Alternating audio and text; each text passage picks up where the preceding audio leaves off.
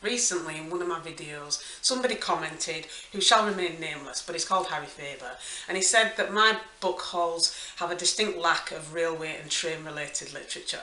So I decided for this video I was going to rectify that, and I've got a few train and rail related books. So this is going to be the All About Trains library haul number, whatever number it is.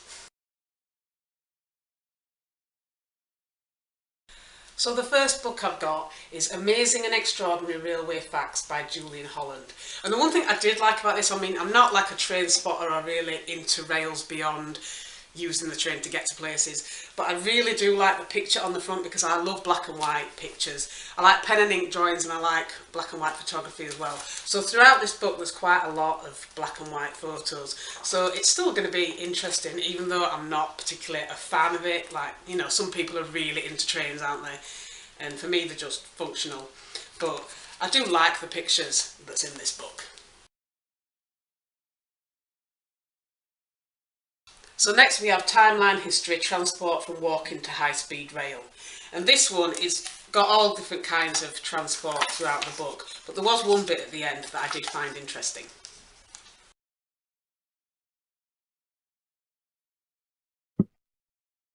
Maglev, or magnetic levitation trains that operate in Japan and China, are the world's fastest trains. They are called green trains because they use magnets for energy. Powerful magnets beneath the rail lift the train and pull it forward. By 2025, Japan plans to have a maglev train running between Tokyo and central Japan at over 500 kilometres, that's 310 miles per hour. So next we've got British Railway Pictorial, East Coast and Main Line at Nationalisation by Michael Dove. So this one, again, it's got some quite old photographs in that are quite interesting. And again, I love black and white photography, so these are really interesting to see. And I thought that one looked quite interesting. That looks like something that you'd find in a cartoon, but obviously the real version that inspired it. But yeah, this one basically has lots of photographs and information about trains in it.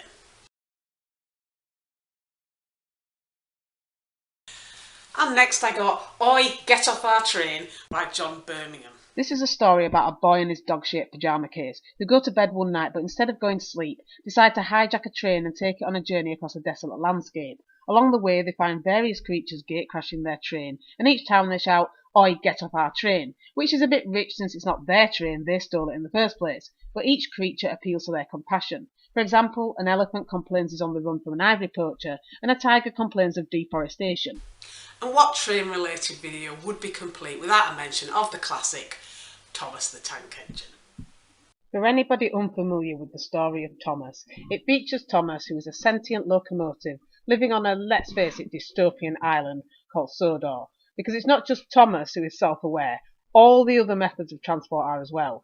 They can think, talk and disobey with horrifying results. Yeah, you wouldn't want to be on that train, would you? Although in the interest of full disclosure, Thomas doesn't generally carry passengers, so there's less worry about him being weaponised. But he does have a driver for some reason. Given that he's capable of disobeying, the driver begs the question, why is the driver needed at all? Is this just in case they get inspected without warning by some ombudsman of trains so they don't get suspicious?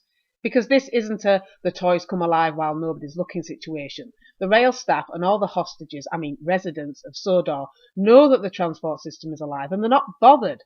Thomas may be the lead character in this mechanical nightmare of the series, but he's not unique in the talking train sense. For example, meet Hector. Look at that. This is for kids. Who's giving this book to kids? People who don't like their kids, or want their kid to ever sleep with the lights off again.